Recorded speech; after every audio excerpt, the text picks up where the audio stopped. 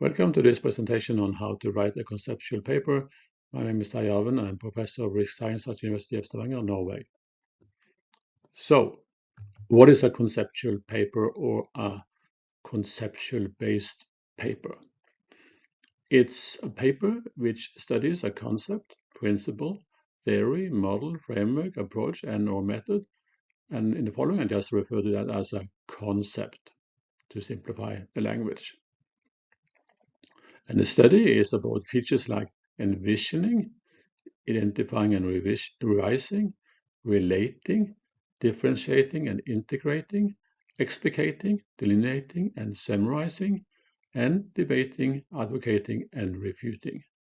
It's mainly about reasoning and argumentation, as it is for all type of scientific work. But it's not only about concepts, it's also about some evidence, data, information supporting the reasoning and argumentation. And as for all scientific papers, there must be something new, something original and interesting. This figure is trying to show the difference between different type of papers or research, contrasting the empirical, which is about collecting and analysis of data, often based on some theories, which has the goal of describing and understanding aspects of the world, in contrast to conceptual work, which is mainly about enhancing the instruments used to obtain this description and understanding of aspects of the world. And they're all based on reasoning and argumentation, and conceptual are also having normally an element of input from data information, but of course to varying degree.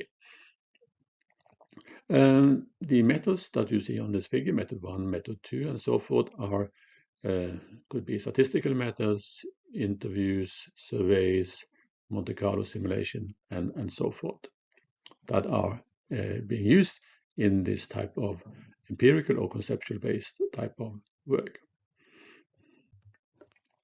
So how do the ideas of the paper arise? Well, it can be that you have read some articles, listened to a scientific talk, or having a debate, discussion with your colleagues that inspire you to write this paper. You see a potential for making ideas and results more general, more elegant, deeper, more transparent, and so forth. Or it may be that your work is a part of a larger process where there is some goal of improving some concepts and you do a job in relation to that. You may also have access to some data and analyze these, and you see some interesting features that you can relate to some concepts. So a general slide here about the importance of having a clear contribution, and I use this metaphor, clear what is the mountain to climb, and what is a mountain, and what is this mountain, and why climb this mountain, what does it give, and how are you going to do that? And when you have established this clear mountain, then stay loyal to that mountain. I see so often people writing papers, they have a goal, they have a clear mountain to climb, but they're not staying loyal to that, and they talk about this and that, which is not really according to the aim of the work. Do we need to have research questions in relation to this kind of papers? I would say we don't need that. I mean, the purpose is saying everything you need in relation to what you like to achieve, but you can have it if you think that is useful. Here are some examples, 2 examples on this slide. The first one saying, concept 1 provides an informative way of representing a specific phenomenon. That is one example of a research question. But as I said, you don't need it because the goal, aim, should say everything you need. So to the paper title, and then you need to say something about the concept studied. Is it a principle or a framework? And what the study is about. Is it to modify an existing method or justify a new approach? Think about the contribution to get people interested. So here's an example of a title. I was writing a paper. I wrote a paper many years ago, and the title I used was about confronting black swans, and that was a title that this was in a risk context, and one of the reviewers of the papers was saying that this is not very informative. You should have a different type of title, and this person suggested implications of black swans to the foundations and practice of risk assessment and management. Much more informative title, and I used that title, and thank you, reviewer, for that. It was very useful. So we come to the abstract and what the study is about and why the study is needed and important. And then again, think about the contribution of the work, motivate your work, place it in a context, get people interested. I say that you should try to make the title and abstract first before you're doing anything else, writing the other parts of the work, because it's difficult to write a paper when you don't have a clear understanding of what is your contribution, the mountain to climb. And you can update the title abstract later when you see the need for that, because it's difficult sometimes to know exactly what's going to happen in the research process. Here is an example of an abstract. Well, it's the abstract for this Black Swan paper, and you will see that it's starting with the topic of the paper, the context, how to deal with black swans in a risk context. Then going to what the paper does, its aim, and it's saying the aim being to gain new insights by addressing the 3 types of black swans separately, etc., etc. And then at the end are some main findings. And again, I think it's important to write this abstract early, and it's difficult, of course, to be able to write in detail all the findings, I mean the key findings, but still I think it's useful because it indicates what the paper message is.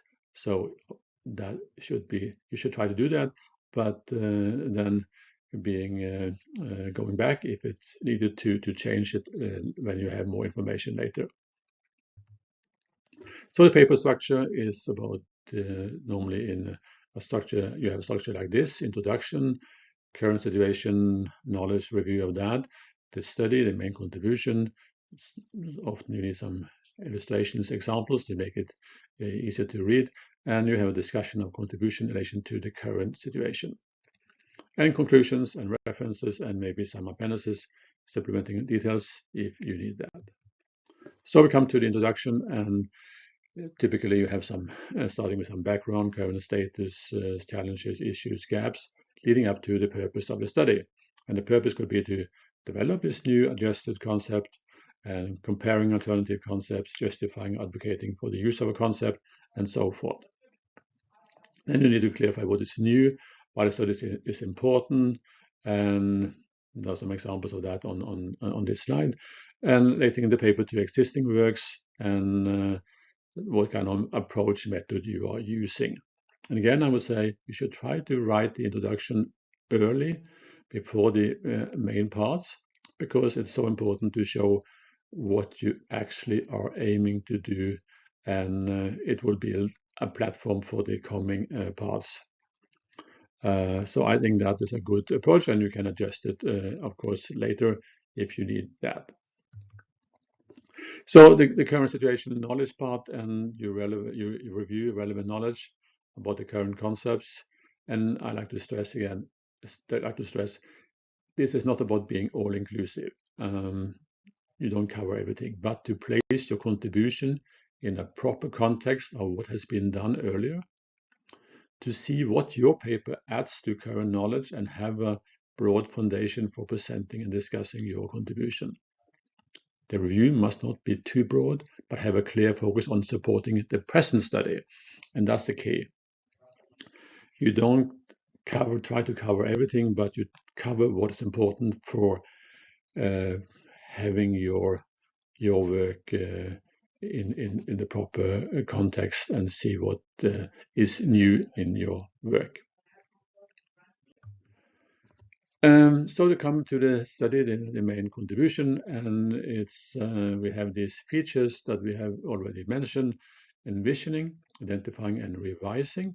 For example, suggest a new concept, adjust an existing concept, identify weaknesses in existing concepts, relating, differentiating, and integrating. For example, base the study on different uses of the concept studied, introduce a concept that integrates the ideas of different types of concepts. For example, explicating, delineating, and summarizing. For example, clarify the boundaries of the use of a concept to reduce what is known about a current topic to a set of manageable points. And debating, advocating, and refuting. For example, advocating or justify a specific concept or refuting a specific concept. So discussion is about discussing the contribution in relation to the current situation knowledge, further implications of the new adjusted concept, limitation of the study, and potential for further developments and research. Then we come to a conclusion, draw what are the essential insights provided by the work, and try to, you need to have a summary, yes, but not too long, not repeating what you have said too much before, and try to avoid adding new data and information not already introduced. Some general comments on the overall, on the writing in general. I try to make a draft of the full paper rather quickly, so I have an overview, and establishing and trying to establish consistency throughout the paper. If you have said something in the introduction abstract, you need to see if you actually have done that in the rest of the paper. And there are needs for many iterations, yes, to get it right, and you have to check the references, of course, and things like that. I stress that it's impossible to separate the scientific contribution and the scientific work and the language. And high quality writing is characterized by precision, flow, and logic. And to be able to do this, you need some help and guidance. It's not easy, and you are lucky if you have a person, a top scientific paper writer in your field that can help you. And this person will scrutinize each word and sentence of your work and point to what is good and what is bad, your lack of precision, flow, logic, and so forth. Somebody needs to do that, and that can be hard to reflect on all of that and to take that into account, but it's important if you're going to develop and become a good paper writer. Some quality assurance is always needed with language check and references and meeting specific journal requirements.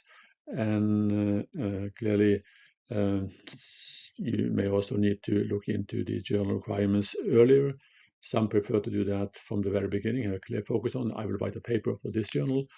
I'm often very relaxed about that. I like to write a paper and then later think about the journal. But there can be pros and cons with that kind of thinking. It may be useful to have in mind the journal because you can have a certain focus if that journal is the target.